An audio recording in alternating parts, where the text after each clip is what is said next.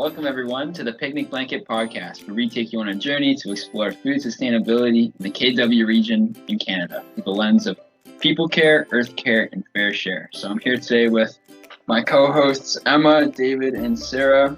And before we jump into our final part of the book, there's something that we wanted to cover from our last episode, and we just wanted to go over quickly how when they were in the kitchen together, there's a real relationship there between connections between food relationships and food skills and making that fun. And that is a great way to get kids involved in the kitchen and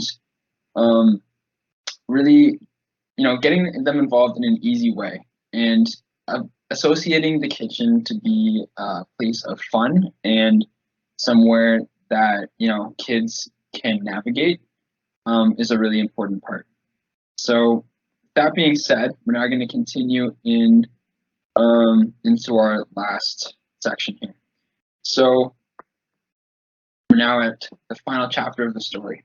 Granny has put her final part of the plan into action. And she, the kids are at home. They get a call. They arrive at the park. And they notice some, when their parents are at home, they notice some behavior in the kids has suddenly changed. Do you want to talk about that at all, Sarah? Of course, thank you, Ben. So basically at the beginning of this part 4, the first thing that we see is that the parents are noticing that the kids are having this behavioral change.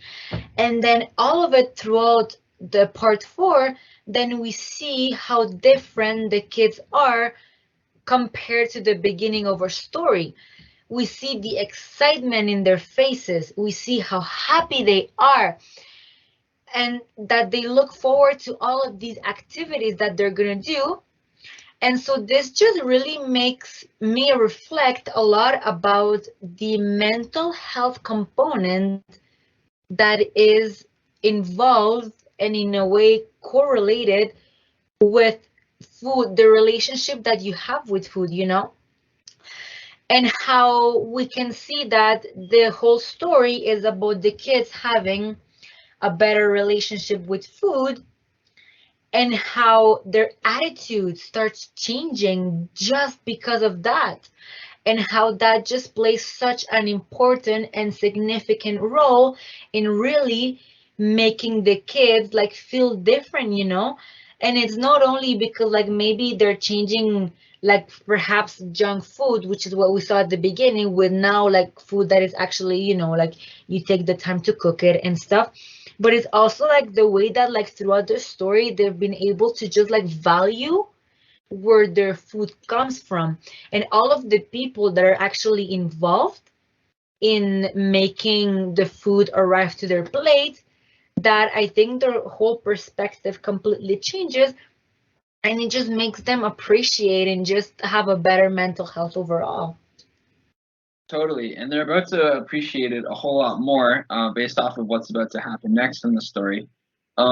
So we see the kids at home, they've been acting differently, and all of a sudden they get this call from Granny to arrive at the park.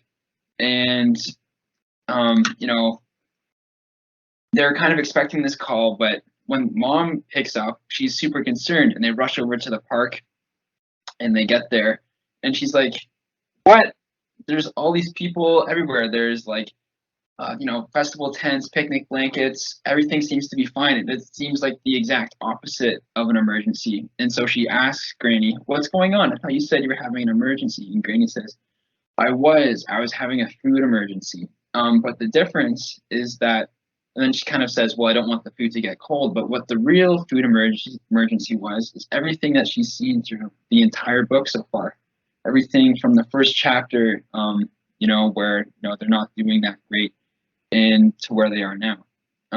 So we just wanted to kind of frame it in that way, and that there's, a different type of emergency going on. Sarah? So I think yes, Ben, I think that definitely that sentence, I think it's such an important sentence actually, because when you think about it, is that it really represents the whole journey of the grandmother, seeing that not only is the emergency that they are not eating properly, but it's this whole relationship that we have with food, that it's an overall emergency for her family, for community wise, for like their friends, like just like everything that is involved in their lives. It's just like this like huge emergency that is caused by food. And so I think it's very like even like a pivotal point, because like Granny like is, even though in that specific context she's not telling us that like, oh, it's like a food emergency of what everything that's happened. She's just telling us at that moment that like, oh, it's a food emergency, right, to make it a little bit more dramatic. But what we interpret from that is that in reality the whole book was about a food emergency that was resolved with the creation of a beautiful relationship with food. You know what? It's really funny. I don't think I've ever thought about it in this sense until you and Ben were talking earlier about the time we spend with food and the relationship that we have with it. And if we have a poor relationship with food, we can't get away from it. Food is something everybody needs 2, 3, 4, 5 times a day, some of us, right? And even more. And so when we need food, if we were to have a poor relationship with it and calculate all those hours, that's a lot of time to be in a bad friendship, really. And so by improving our friendship with food and making it fun, then we're spending a lot more hours every day on repetition, having a good time. And I think that's where I see that whole mental health component coming in, is that it's a repetition of having a good relationship. And when we do that on a daily basis, 3, 4, 5, 8 times a day, then we can become grateful and care about our food and care about the people in it. And then, you know, it really helps us in our mental health. And then, you know, and I think it's hard to do it. So I think what we're doing in the book is trying to show that with kids, it's easy. Just use fun, you know? And I think, Emma, you wanted to speak a bit about how you can have fun with food and make it a great learning experience. Yeah, that's what I was gonna say. Like, in the book, you see these kids having fun, but like, it's not purely just like, there's more to the fun that maybe you don't see right away. But by that, the kids having this fun and they're having all these adventures with their family, they're actually learning, like David said, and it's a great experience for them. So when they're in the kitchen, a great experience for them to learn kitchen skills. But I also know when Angie came to talk to us, she said that kids are able to eat the food right off of the table. And for those kids, that's fun, because how often do you just get to go up and just eat a cucumber? Like, you know, it's a type of experience that's different for them and it's fun for them, and so it engages them in food. And it may not seem like a big deal, but them wanting to come and maybe pick up their produce, that's a big deal, and they're getting more connected to their food. It also reminded me of when I was a kid, my mom would always convince me to go to the grocery store with her, because at the grocery store I went to, if you went to the bakery and as a kid, if you asked for a cookie, you could actually get a free cookie. And I would also go to the deli and you could ask for like a little, they would roll up a piece of bologna and then you got the bologna. And so for me, I was like, this is fun, this is cool. But for my mom, it's like, wow, my child is coming with me. She's learning about food. She's learning about where food comes from. And that's so important too. And then when you establish that connection with food and where it comes from, you're able to learn the kitchen skills like we show in the scene, but also then the food rituals, which I think also plays into a lot of this aspect of community, which is another really prominent theme in the ending of our book. Totally. And you just reminded me too, like I just got memories of like shopping with my grandparents, like when we would go to the St. Lawrence market together and stuff. That was so exciting because they knew all the vendors on a first name basis, and they've been going there for generations. And like, you know, they would be able to point like, that guy's almost like, you know, 100 years old and he still comes to the market like every weekend or whatever. And it was so exciting because you always know like where the best of what and like is and who to get it from, and you know, being able to try all the different samples, and everything was like, it was people that they had known for a long time. And so it was a totally different food experience than anything that I would have gotten from going to like just my local like grocery store with my parents and stuff. Although that would be sometimes fun too. Um, and through that, like, yeah, it totally builds community, and we're making relationships with people through food, and that's kind of what the whole picnic blanket is trying to symbolize. Isn't that right, David? Yeah, I love the climax of the book that you developed, Ben, and it wasn't even a group decision. Ben has been a creative monster in writing this story, and he's taken these components like the picnic blanket that touched me, and he made it something that created community by putting an image in my head of a whole bunch of these different picnic blankets that all have meaning to each individual family. And when I was picturing it, I was thinking about the community building of a blanket. There's no walls, there's no fences. You don't always sit on the whole thing. You might be enjoying a little someone else's blanket. It seems inviting to come and meet each other. And that's what we see in the story. In the climax of the story, we see the community building that can happen where people are exchanging phone numbers and wanting to do it again and not having to make it just a yearly thing, that sharing their culture, their food traditions, their cuisine, those things that are culturally important, and as we've talked about, are things that we cannot change overnight. And so living in this new environment here in KW with a massive immigrant population and growing, we want to be able to embrace these different cultures because each unique culture and each unique person brings something different to the table and brings something to a fruitful friendship. Because if our friendship with food was boring and it was the same every day, well, then maybe when we were paying for our food, we would need a whole bunch of flashy chocolate bars or magazines to entice us before we have to pay for it because it's so boring in there. Whereas I think we've talked about when you're at Angie's and you're waiting for food, you have a bunch of like-minded people that care, and you have your kids playing together, and you're developing friendships and relationships by taking it slow. And in reality, I don't really think it takes that much more time. Oh, especially when you think about the number of people that flyer shop, the amount of time you spend at home frivoling about these issues, when in reality, you're fighting for pennies when you could be just getting a more sustainable food that would be, provided even through COVID or even through other pandemics or issues that might happen, or if there are shipping issues or transportation barriers that may occur. When we're closer to our food systems and have better relationships with them, it's easier to trust them during an emergency, such as the one that we had brought up was that this family was in the emergency of having a really poor relationship with food.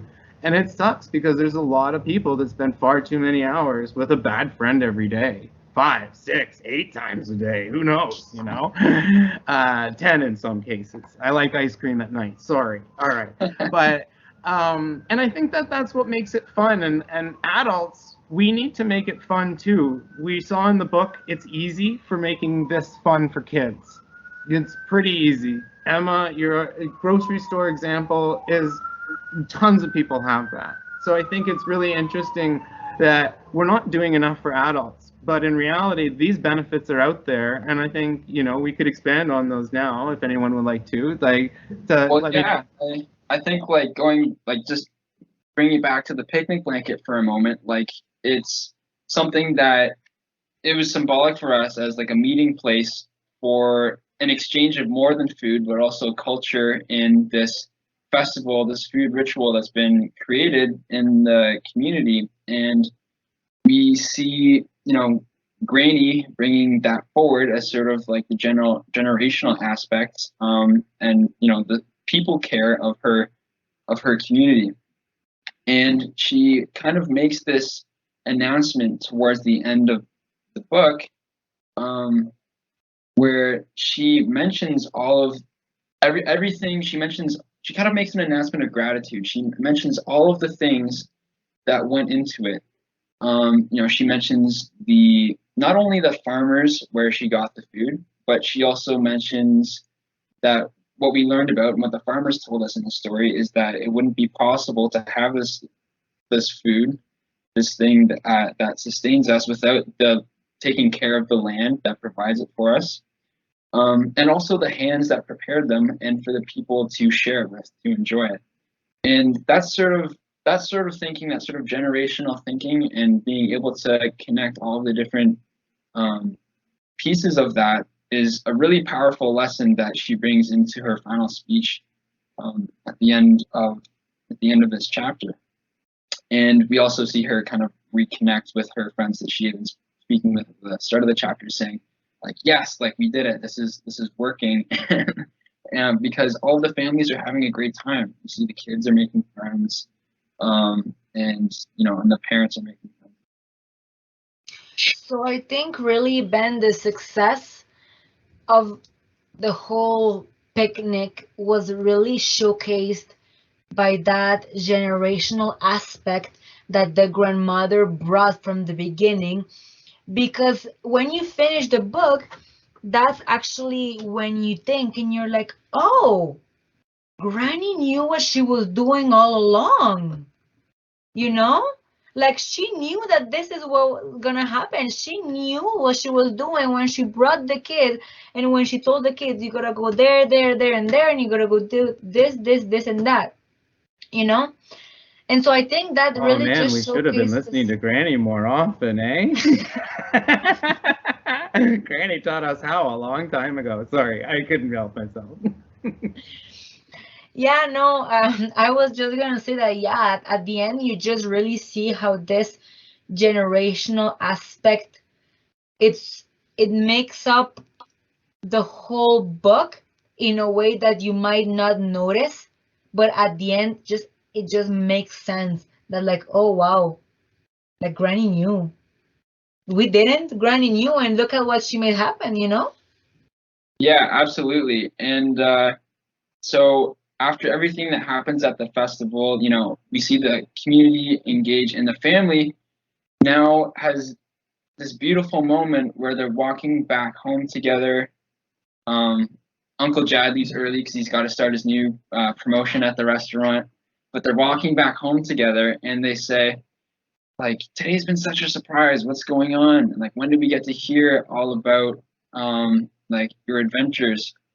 And then Granny's like, well, why don't we tell each other about it when we're cooking together in the kitchen tonight for dinner? And they're like, yeah, and the kids are super excited, and the parents like, this is a great idea. And it's this full circle moment, this kind of circle that we've been weaving throughout from the beginning to the end of the story. We've had this full circle moment. And when we reach the end, like, we see that, not only are their bellies full from delicious food, but their hearts are full as well. And they have all of these connections now. Sarah, did you want to add a few things there? Yeah, so I was just gonna say how, like, you mentioned, like, how, like, you see the ending, and how, like, the parents are exchanging phone numbers with, like, all of the neighbors. They are just meeting them, like, a lot of the neighbors that they didn't even meet before. And then we also get a scene where one of the kids actually meets another kid, and they're like, oh, well, let's discuss this tomorrow at recess. And so you see how all of these, like, friendships just start to build. And I know, David, you wanted to just sort of, like, wrap this up with a little bit of thoughts on mental health. Yeah, and so, like, with the mental health aspect and how this relates to the kids and then the adults at play. So if we can integrate this into our lives a little bit more and make it so that teaching ourselves this stuff, like whether there's these Zoom cooking nights and these different ways for us to have fun with food. There are endless ways to do it, and I think that we need to incorporate those into our lives, just like we would ask the kids to do it, and then they'll have this skill ingrained in them, and it won't be difficult. So this generational gap of transition of knowledge, and I think it's really difficult for us to grasp that losing that is so vital right now. If you have these older knowledge holders in your family, or even your parents, start asking them what they remember from learning from their grandparents. So if we make food fun now, it won't be work for the next generation, because right now we're having to go to these food classes, we're having to take workshops on canning. A generation before us, that was something that just came with everyday knowledge. And now we seem to have lost that. And now the science is telling us that that information, that traditional methods, those things are actually better for you health-wise, economically, ecologically, and in the fair share way, because we're able to share these things and take what was good during the prime of a season and make it last longer. Taking the good stuff and preserving it and getting better bacteria through fermentation. We have the ability, and the knowledge holders are around us, and we need to tap into them now before they're gone. And when we don't have that around us, we need to be seeking it. So then the next generation, when they're growing up, food will be fun, and sustainability, and these three lenses that we think are so important, will be common sense to the generation that comes after us. And that way, food system sustainability can hopefully start to fix a lot of the climate issues, because our food systems are heavily connected to that. And we haven't touched on it much in this podcast, or at all really, but the scope of this, it is a very big part of climate, because our food systems is an everyday thing. We're all using it, and if we're all having a bad relationship or consuming bad foods, then we're hurting the system in a sense. So I think this really helps us frame in a compassionate way, how can we do something that's reasonable for us? And I think it's making relationships and trying to make it fun. Don't make it so hard. Yeah, totally. And I think that's a perfect opportunity for us to wrap this up. You know, we have this final scene. They're all in the kitchen, and they're all giving Granny a big hug, because they see and they feel the difference that Granny has made in their lives over, you know, not even a long time, just really getting involved with what she's doing. And although this is the end of our story, what is this the beginning of? They have so many opportunities to go from here. And, you know, this is also an opportunity for you, the reader, the listener, to think, well, okay, this is the end of the story that we've read and listened to, but where can this be the beginning of our adventure with food? You know, how can we get involved with, you know, can we ask our grandparents how they did things? Can we go with them when they go grocery shopping? What are the things that they do? And I think that's it. So thank you so much for listening and following along with all of our podcast adventures. You know, stay tuned for how we got to do all of this kind of behind the scenes stuff, and we hope you share this story with your friends.